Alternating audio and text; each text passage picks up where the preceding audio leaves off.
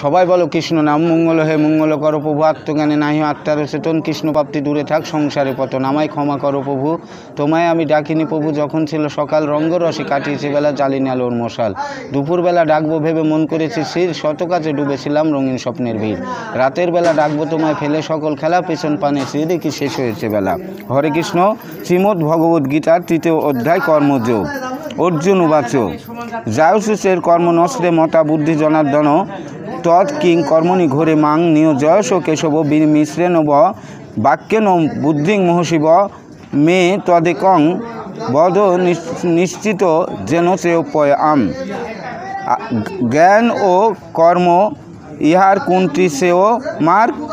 অর্জুন বলিলেন, হে জনার্দন, তুমি যদি তোমার মতে কর্ম হইতে বুদ্ধিশ্রেষ্ঠ, তবে হে কেশব আমাকে হিংসাত্মক কর্মে কেন নিযুক্ত করিতেছ? বিমিশ্র বাক্য দ্বারা কেন আমার মনকে মোহিত করিতেছ? যাহা দ্বারা আমি শ্রেয় লাভ করিতে পারি সেই একটি পথ আমাকে নিশ্চিত করিয়া বলো।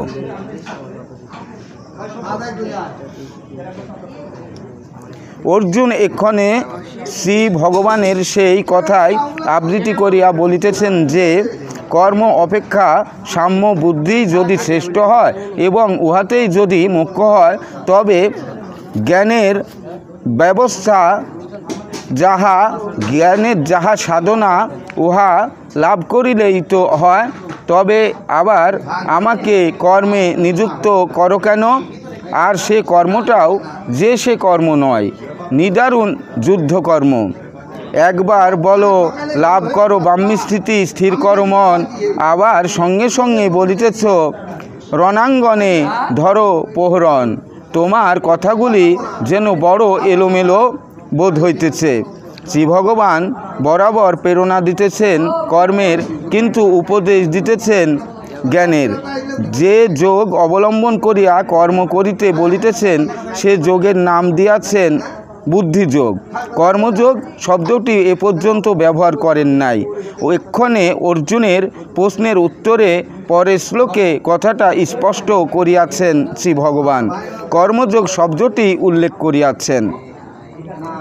বস্তুত 2য় অধ্যায়ের কর্ম ও জ্ঞান সম্বন্ধে ভগবদ্ভক্তি কিছু বিমিশ্র রকমেরই বটে। ইহা শ্রী ভগবান বা গীতাকারের কৌশল। কেননা অর্জুনের এই প্রশ্নের স্থলে কিসের প্রয়োজন ছিল, এই প্রশ্নের উত্তরে পরবর্তী 3 অধ্যায়ে কর্ম ও জ্ঞানের স্বরূপ নির্ণয় এবং উহাদের পরস্পর সামঞ্জস্য ও সমন্বয় বিষয়ক যে অপূর্ব উপদেশ প্রদত্ত হইয়াছে, তাহা অধ্যাত্ম তত্ত্বের সারকথা। তাহা কেবল হিন্দুর নহে, সমগ্র জগতের অশেষ কল্যাণকর।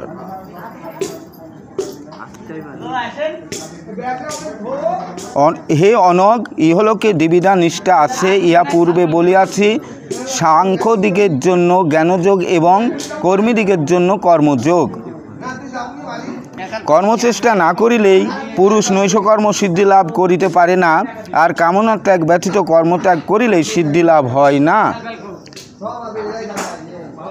কেহই কখনো ক্ষণকাল ও কর্ম না করিয়া থাকিতে পারে না, কেননা প্রকৃতির গুণে অবশ্যই সকলেই কর্ম করিতে বাধ্য হয়।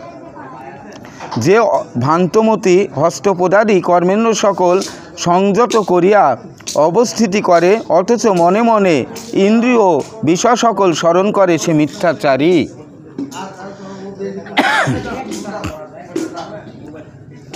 কিন্তু যিনি মনের দ্বারা জ্ঞানের সকল সংযত করিয়া অনাসক্ত হইয়া কর্মেন্দ্রিয়ের দ্বারা কর্মযোগের অনুষ্ঠান করেন আরম্ভ করেন, তিনিও শ্রেষ্ঠ।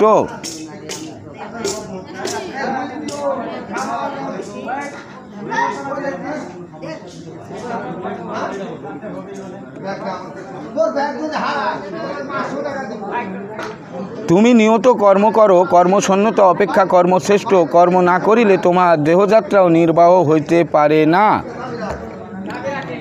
সৃষ্টি রক্ষার্থে অনাসক্তভাবে যুদ্ধাদি ত্যাগমূলক কর্ম কর্তব্য। যোগার্থ যে কর্ম তদ্ভিন্ন অন্য কর্ম মনুষ্যের বন্ধনের কারণ হয়। হে কুন্তু, তুমি সেই উদ্দেশ্যে যজ্ঞার্থে অনাসক্ত হইয়া কর্ম করো।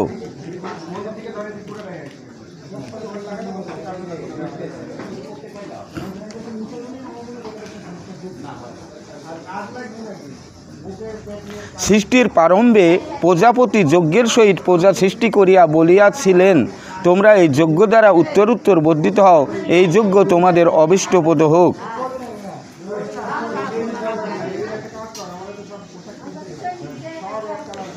এই যজ্ঞ দ্বারা তোমরা দেবগণকে ঘৃতাহুতি দানে সংবর্ধনা করো। সেই দেবগণ ও যজ্ঞাদি দ্বারা তোমাদের এই যজ্ঞ দ্বারা তোমরা দেবগণকে ঘৃতাহুতি প্রদানে সংবর্ধনা করো। সেই দেবগণ ও বিষ্টাদি দ্বারা তোমাদিগকে সংবর্ধিত করুন। এই রূপে পরস্পরের সংবর্ধনা দ্বারা পরম মঙ্গল লাভ হইবে। যেহেতু দেবগণ যজ্ঞাদি দ্বারা সংবর্ধিত হইয়া তোমাদিগকে অভীষ্ট ভোগ্যবস্তু প্রদান করেন, সুতরাং তাহাদিগের প্রদত্ত অন্নপানাদি যজ্ঞাদি দ্বারা তাহাদিগকে প্রদান না করিয়া যে ভোগ করে সে নিশ্চয় চোর বা দেবস্যাপহরাহি। যে সজ্জনগণ যজ্ঞবশেষ অন্ন ভোজন করেন, অর্থাৎ দেবতা অতিথি প্রভৃতিকে অন্নাদি প্রদান করিয়া অবশিষ্ট ভোজন করেন, তাহারা সর্ব পাপ হইতে মুক্ত হন। যে পাপাত্মারা কেবল আপন উদর পূরণার্থ অন্নপাক করে, তাহারা পাপ রাশি ভোজন করে।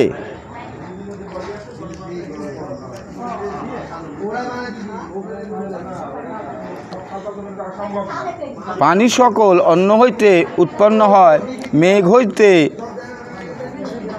অন্ন জন্মে, যজ্ঞ হইতে মেঘ জন্মে, কর্ম হইতে যজ্ঞের উৎপত্তি, কর্ম বেদ হইতে উৎপন্ন জানিও, এবং বেদ পরব্রহ্ম হইতে সমুদ্ভূত। সেহেতু সর্বব্যাপী পরব্রহ্ম সদা যজ্ঞে প্রতিষ্ঠিত আছেন।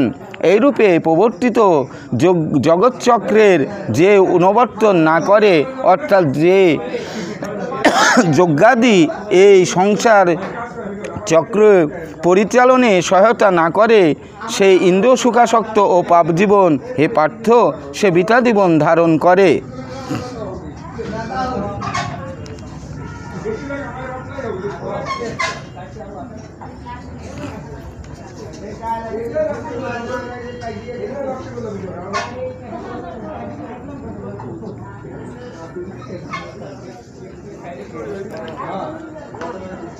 আত্মদীপ্ত জ্ঞানী ব্যক্তির নিজের কোনো কর্ম নাই, কোনো স্বার্থ নাই। সেইরূপ নিষ্কামভাবে কর্তব্য কর্ম করিবে। যিনি কেবল আত্মাতেই প্রীত, যিনি আত্মাতেই তৃপ্ত, যিনি কেবল আত্মাতেই সন্তুষ্ট থাকেন, তাহার নিজের কোনো প্রকার কর্তব্য নাই। যিনি আত্মারাম, তাহার কর্মানুষ্ঠানে কোনো প্রয়োজন নাই, কর্ম হইতে বিরত থাকারও কোনো প্রয়োজন নাই। সর্বভূতের মধ্যে কাহারও আশ্রয়ে তাহার প্রয়োজন নাই, তিনি কাহারও আশ্রয়ে সিদ্ধকাম হইবার আবশ্যকতা রাখেন না। অতএব তুমি আসক্তিশূন্য হইয়া সর্বদা কর্তব্যকর্ম সম্পাদন করো, কারণ অনাসক্ত হইয়া কর্মানুষ্ঠান করিলে পুরুষ পরমপদ বা মোক্ষ প্রাপ্ত হন।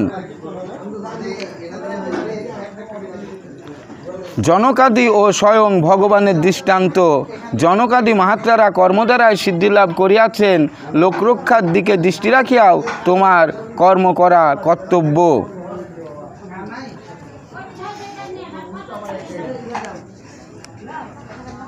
শ্রেষ্ঠ ব্যক্তি যাহা যা আচরণ করেন, অপর সাধারণেও তাহাই গ্রহণ করে। তিনি যাহা প্রামাণ্য বলিয়া বা কর্তব্য বলিয়া গ্রহণ করেন, অপর সাধারণ লোকে তাহাই অনুবর্তন করে। হে পার্থ, তিলক মধ্যে আমার করণীয় কিছু নাই, অপ্রাপ্য বা প্রাপ্যব্যও কিছু নাই, তথাপি আমি কর্মানুষ্ঠানে ব্যাপৃত আছি। শ্রী ভগবান পূর্বে বলিয়াছেন, লোক সংগ্রাহ্য শ্রেষ্ঠ ব্যক্তিগণের কর্ম করা কর্তব্য। জনকাদি জ্ঞানী ব্যক্তিরাও কর্ম করিয়াছেন, এক্ষণে কর্মের মাহাত্ম্য আরও পরিস্ফুট করিবার জন্যই দৃষ্টান্ত প্রদর্শন করিতেছেন। যদি আমি কর্ম না করি তাহলে এই লোক সকল উচ্ছন্ন যাইবে, আমি বর্ণ সংকরাদি সামাজিক বিশৃঙ্খলার হেতু হইব এবং ধর্মলোপ হেতু প্রজাগণের বিনাশের কারণ হইব। হিন্দুর আদর্শ শ্রীকৃষ্ণ। আপনি আচরি ধর্ম লোকের শিকয়, কথাটি শ্রীচৈতন্য চরিত্রামৃত বা লীলা প্রসঙ্গে বলা হইয়াছে। শ্রীকৃষ্ণ বলিতেছেন, আমি লোক শিক্ষার্থ স্বয়ং কর্ম করি, সুতরাং তুমিও কর্ম করো। বস্তুত লোক শিক্ষার্থ ঈশ্বরের অবতার, মানব দেহ ধারণ। অবতারগণ মানব ধর্ম স্বীকার করিয়া মানবী শক্তির সাহায্যেই কর্ম করিয়া থাকেন, নচেত লোকে তাহাদের আদর্শ ধরিতে পারে না।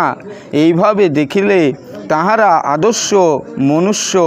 শ্রীচৈতন্য ভক্তরূপে স্বয়ং আচরণ করিয়া প্রেম ভক্তি শিক্ষা দিয়াছেন। বুদ্ধদেব ত্যাগ ও বৈরাগ্যের প্রতিমূর্তি, শ্রীরামচন্দ্রের কর্তব্য নিষ্ঠায় চরম উৎকর্ষ,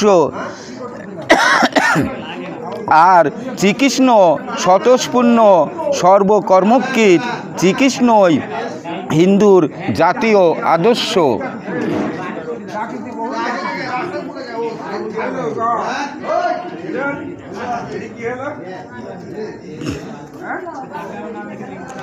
জ্ঞানী ও অজ্ঞানের কর্মে পার্থক্য।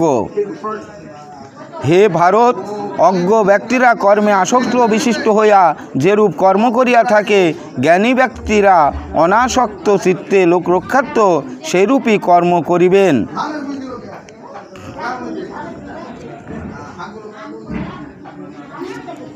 জ্ঞানীরা কর্মে আসক্ত অজ্ঞানদিগের বুদ্ধিভেদ জন্মাইবেন না। আপনারা অবহিত হইয়া সকল ধর্মানুষ্ঠান করিয়া তাহাদিগকে কর্মে নিযুক্ত রাখিবেন। জ্ঞানী ব্যক্তিগণ যদি কর্ম ত্যাগ করেন এবং গৃহী অনধিকারী ব্যক্তিগণকে সন্ন্যাস ধর্মের উপদেশ দেন, তবে তাহারা অবশ্যই মনে করিবে যে কর্মত্যাগেই শ্রেয় পথ।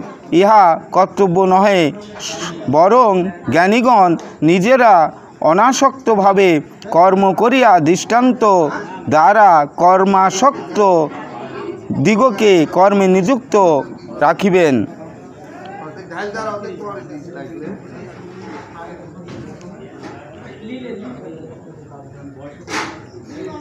প্রকৃতির গুণসমূহ দ্বারা সর্বত্রভাবে কর্মসকল সম্পন্ন হয়।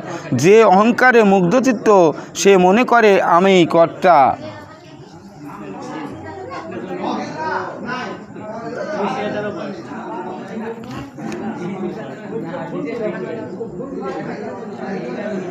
কিন্তু হে মহাবাহো, যিনি সত্য রজস্তম গুণ ও মন বুদ্ধি ইন্দ্রিয়াদির বিভাগ ও উহাদের পৃথক পৃথক কর্ম বিভাগতত্ত্ব জানিয়াছেন, তিনি ইন্দ্রিয়াদি ইন্দ্রিয় বিষয়ে প্রবৃত্ত আছে ইহা জানিয়া কর্মে আসক্ত হন না বা কর্তৃত্বাভিমান করেন না। ইন্দ্রিয় দিগের সহিত ইন্দ্রিয় ভোগ্য বিষয়ের অর্থাৎ রূপরসাদির যে সংযোগ, তাহাই কর্ম। যিনি আত্মজ্ঞানী তিনি জানেন আত্মা নিষ্ক্রিয়, আমি কিছু করি না। প্রকৃতি অর্থাৎ ইন্দ্রিয়াদি কর্ম করে। যিনি আত্মজ্ঞানী নন তিনি মনে করেন আমি কর্ম করিলাম, আমি ইহার ফলভোগী, কাজেই তিনি কর্মফলে আসক্ত হন। কিন্তু গুণসমূহের নিজেদের মধ্যে এই খেলা চলিতেছে। জ্ঞানী ব্যক্তি ইহা বুঝিয়া অনাসক্ত হন, অর্থাৎ আসক্ত হন না। লোকমান্য তিলক।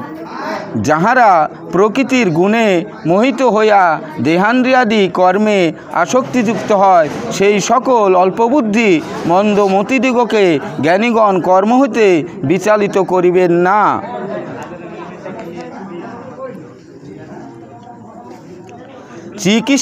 শ্রীকৃষ্ণোক্ত কর্মযোগের মর্মকথা। কর্তা অর্থাৎ ঈশ্বর, তাহারই উদ্দেশ্যে ভিত্তবৎ কর্ম করিতেছি, এইরূপ বিবেকবুদ্ধি সহকারে সমস্ত কর্ম আমাতে সমর্পণ করিয়া কামনা শূন্য হইয়া ও মমতা শূন্য হইয়া শোক ত্যাগপূর্বক তুমি যুদ্ধ করো।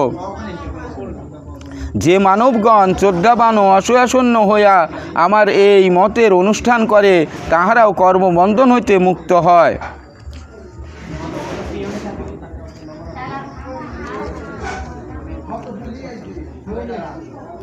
ইন্দ্রিয় সবশে রাখিয়া স্বধর্ম পালন করিবে। যাহারা অসূয়াপরবশ হইয়া আমার এই মতের অনুষ্ঠান করে না, সেই বিবেকহীন ব্যক্তিগণকে সর্বজ্ঞান বিমূঢ় ও বিনষ্ট বলিয়া জানিও। জ্ঞানবান ব্যক্তিও নিজ নিজ প্রকৃতির অনুরূপ কর্ম করিয়া থাকেন। প্রাণীগণ প্রকৃতির অনুসরণ করে, ইন্দ্রিয় নিগ্রহে কি করিবে?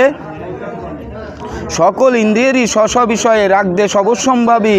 ওই রাগদেশের বশীভূত হয় না, উহারা জীবের শত্রু অথবা চেয়মার্গের বিঘ্নকারক।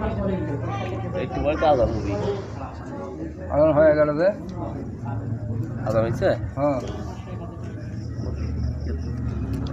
স্বধর্ম কিঞ্চিত দোষবিষ্ট হইলেও উহা উত্তম রূপে অনুষ্ঠিত পরধর্ম অপেক্ষা শ্রেষ্ঠ। স্বধর্মে নিধন কল্যাণকর, কিন্তু পরধর্ম গ্রহণ করা বিপজ্জনক। আমি শুনলাম আমার বাগানের কথা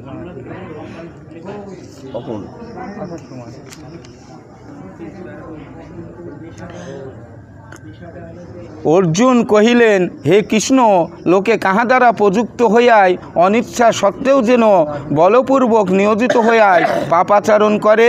তুমি বলিতেছ ইন্দ্রিয়ের বিষয়ে ইন্দ্রিয়ের রাগদেশ অবশ্যম্ভাবী, উহার অধীন হইও না। বুঝিলাম, ভালো কথা, কিন্তু ইচ্ছা না থাকিলেও যে যেন বলপূর্বক ইন্দ্রিয়ের বশীভূত করায়, কে যেন মনুষ্যকে ধর্মচ্যুত স্বধর্মচ্যুত করায়, পাপে প্রবৃত্ত করায়, কাহার প্রেরণায় এরূপ হয়? কামনায় সর্ব পাপের মূল। ইন্দ্রিয় সংযম ও আত্মশক্তি প্রয়োগেই উহা দমনের উপায়। শ্রী ভগবান বলিলেন, ইহা কাম, ইহাই ক্রোধ, ইহা রজস্তম গুণ উৎপন্ন, ইহা দুষ্পূরণীয় এবং অতিশয় উগ্র। ইহাকে সংসারে শত্রু বলিয়া জানিবে। ইহাই কাম, ইহাই ক্রোধ। কাম অর্থ কামনা, বিষয় বাসনা। কাম প্রতিহত হইলে ক্রোধে পরিণত হয়। সুতরাং কাম ও ক্রোধ একই। এই হেতু উভয়ের নাম উল্লেখ করিয়াও এক বচন ব্যবহৃত হইয়াছে।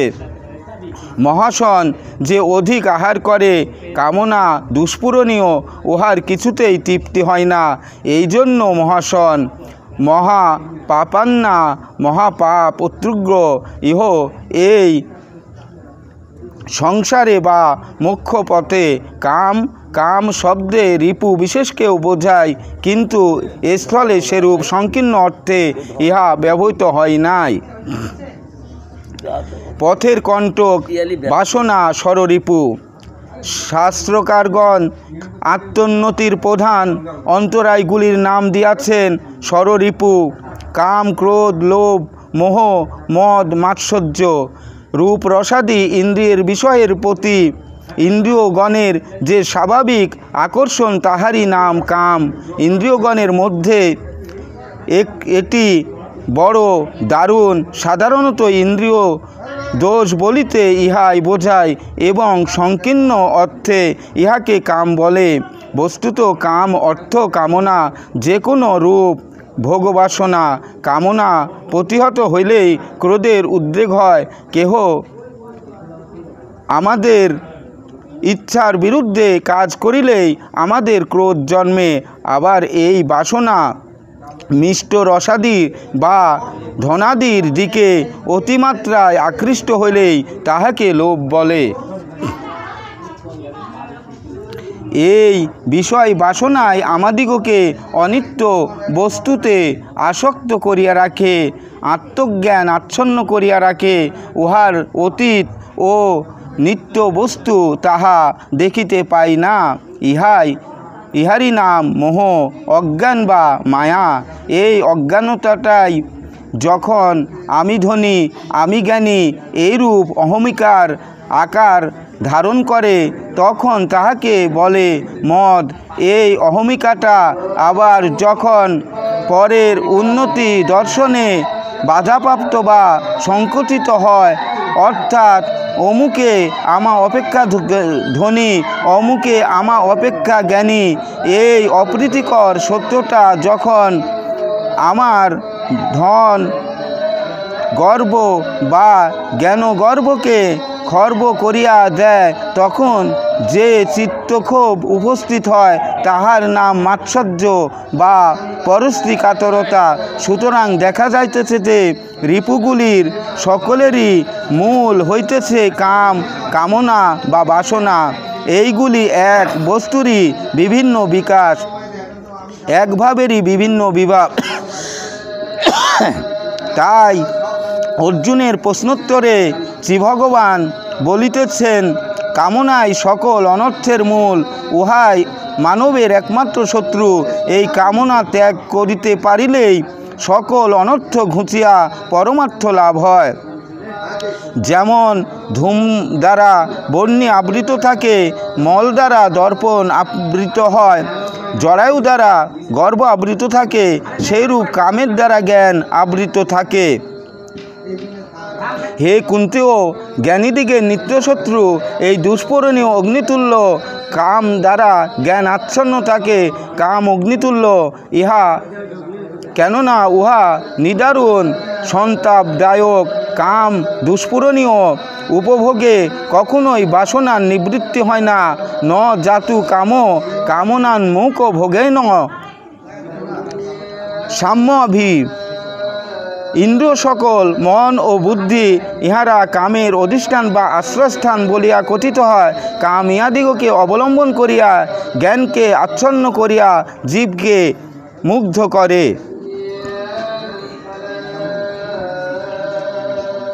হে ভরতশ্রেষ্ঠ, সেহেতু তুমি অগ্রে ইন্দ্রিয়গণকে বশীভূত করিয়া জ্ঞান বিজ্ঞান বিনাশী পাপস্বরূপ কামকে বিনষ্ট করো বা পরিত্যাগ করো। ইন্দ্রিয় সকল শ্রেষ্ঠ বলিয়া কথিত হয়। ইন্দ্রিয়গণ অপেক্ষা মন শ্রেষ্ঠ, মন অপেক্ষা বুদ্ধি শ্রেষ্ঠ, বুদ্ধি হইতে যিনি শ্রেষ্ঠ তিনি আত্মা। হে মহাবাহ, এইরূপে বুদ্ধির সাহায্যে বুদ্ধিরও উপরে অবস্থিত পরমাত্মা সম্বন্ধে সচেতন হইয়া আত্মাকে আত্মশক্তির প্রয়োগেই ধীর ও নিশ্চল করো ও দুর্নিবার শত্রু কামকে বিনাশ করো। শ্রী অরবিন্দ। অথবা নিজেই নিজেকে সংযত করিয়া কামরূপ দুর্জয় শত্রু কামকে মারিয়া ফেলো লোকমান্য তিলক। অথবা নিশ্চয়তিকা বুদ্ধি দ্বারা মনকে নিশ্চল করিয়া কামরূপ দুর্জয় শত্রু কামকে বিনাশ করো। শ্রীধর স্বামীকৃত টিকা থেকে সংগৃহীত। হরে কৃষ্ণ। বলা হইল ইন্দ্রিয়গণ শ্রেষ্ঠ, ইন্দ্রিয়গণ হইতে মন শ্রেষ্ঠ ইত্যাদি। ইন্দ্রিয়গণ কি হইতে শ্রেষ্ঠ? অর্থাৎ স্থূল ভূত হইতে শ্রেষ্ঠ। কেন? কেননা উহা শুষ্ক প্রকাশক ও দেহাদির পরিচালক। মনকে অতীন্দ্রিয় বলে। উহা বহিনীন্দ্রিয় হইতে শ্রেষ্ঠ। বুদ্ধি মনকে চালায়, এই জন্য বুদ্ধি হইতে মন শ্রেষ্ঠ। মন হইতে যিনি শ্রেষ্ঠ তিনি সাক্ষী স্বরূপে সকলের অন্তরে আছেন, এই তিনি আত্মা। বলা হইল ইন্দ্রিয়গণ শ্রেষ্ঠ, ইন্দ্রিয়গণ হইতে মন শ্রেষ্ঠ ইত্যাদি। ইন্দ্রিয়গণ কি হইতে শ্রেষ্ঠ? অর্থাৎ স্থূলভূত হইতে শ্রেষ্ঠ। কেন? কেননা উহা শুষ্ক প্রকাশক ও দেহাদির পরিচালক। মনকে অত্যন্দ্রিয় বলে। উহা বহিনীন্দ্রিয় হইতে শ্রেষ্ঠ। বুদ্ধি মনকে চালায়, এই জন্য বুদ্ধি মন হইতে শ্রেষ্ঠ। বুদ্ধি হইতে যিনি শ্রেষ্ঠ তিনি সাক্ষী রূপে সকলের অন্তরে আছেন, তিনি আত্মা। শ্রী গীতার মাহাত্ম্য। ওম নমো ভাগবতে বাসুদেবায়। ঋষি উবাচ গীতাশ্চৈব মাত্রনং যথাভ্যস্যুতমেব পুরো নারায়ণ ক্ষেত্রে ব্যাসন মনিনো ধীতম সুতবাচ। ভদ্রং ভগবতাপিষ্টং যদ্দিগুপ্ততমং পরমং সক্ষতে কেন তদ্ভূতং গীতার মাহাত্ম্য কৃষ্ণ জানাতি বৈ সম্মুখ কিঞ্চিত কুন্তিসুত ফলম। ব্যাস বা ব্যাসপুত্র যাজ্ঞবল্ক্য মৈথিল ঋষি বলিলেন, হে সুত, পুরাকালে নারায়ণ ক্ষেত্রে ব্যাসদেব কর্তৃক গীতা মাহাত্ম্য যেরূপ কৃতিত্ব হইয়াছিল আপনি তাহার যথাযথ বর্ণন করুন। তদুত্তরে সুতমণি বললেন, ভগবান আপনি উত্তম জিজ্ঞাসাই করিয়াছেন, ইয়া পরম গুহ্যতম সেই উত্তম গীতার মাহাত্ম্যকে বর্ণন করিতে সমর্থ শ্রীকৃষ্ণ ইয়া সম্মুখ রূপে জানেন। কুন্তিসুত অর্জুন, ব্যাসদেব, ব্যাসপুত্র সুখদেব, যাজ্ঞবল্ক্য ও মিথিলাদ্বীপ জনক কথঞ্চিত অবগত আছেন। এছাড়া অন্যান্য সকলে অপরের নিকট শ্রবণ করিয়া তাহার লেশমাত্র কীর্তন করেন। যাহোক আমিও ব্যাসদেবের মুখ হইতে যেরূপ শ্রবণ করিয়াছি তাহা স্থলে কিঞ্চিত বলিতেছি শুনুন। সমগ্র উপনিষদ রাশি গাবিস্বরূপ গোপালনন্দন ভগবান শ্রীকৃষ্ণ দহনকর্তা অর্জুন বৎস এবং মহৎ গীতামৃত দুগ্ধস্বরূপ সুদিগণ তাহা পান করেন। যিনি লোকস্থার উপকারার্থে প্রথমে অর্জুনের সারথ্য স্বীকার করিয়া এই গীতামৃত প্রদান করিয়াছেন সেই পরমাত্মা শ্রীকৃষ্ণকে নমস্কার। হে কৃষ্ণ করুণা সিন্ধু দীনবন্ধু জগৎপতি গোপীশ গোপিকাকান্ত রাধাকান্ত নমস্তুতে নম নমঃ। গঙ্গা, গীতা, সাবিত্রী, সীতা, সত্যা, পতিব্রতা, ব্রহ্মাবলী, ব্রহ্মবিদ্যা, ত্রিসন্ধ্যা, মুক্তিগৃহিণী, অর্ধমাত্রা, চিদানন্দা, ভবগ্নি, ভান্তিনাশিনী, বেদত্বয়ী, পরানন্দা, তথাত্র জ্ঞানমঞ্জরী। জয় রামচন্দ্র পূর্ণব্রহ্ম নারায়ণ। ওম নমস্তে বিশ্বরূপস্য ভাচ্যাসি পদ্মে পদ্মালয়ে শুভে সর্বত্র পাইমাং দেবী মহালক্ষ্মী নমস্তুতে নমো নমঃ।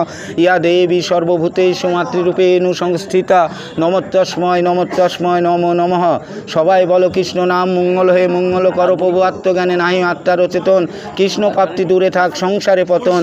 আমায় ক্ষমা করো প্রভু, তোমায় আমি ডাকিনি প্রভু যখন ছিল সকাল, রঙ্গরসে কাটিয়েছি বেলা, জ্বালিনি আলোর মশাল।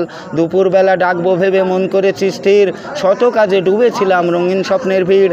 রাতের বেলা ডাকবো তোমায় ফেলে সকল খেলা, পেছন পানে চেয়ে দেখি শেষ হয়েছে বেলা। আমায় তুমি ক্ষমা করো ওগো প্রভু দয়াল, এবার তোমায় ডাকবো আমি যদি আসে সকাল।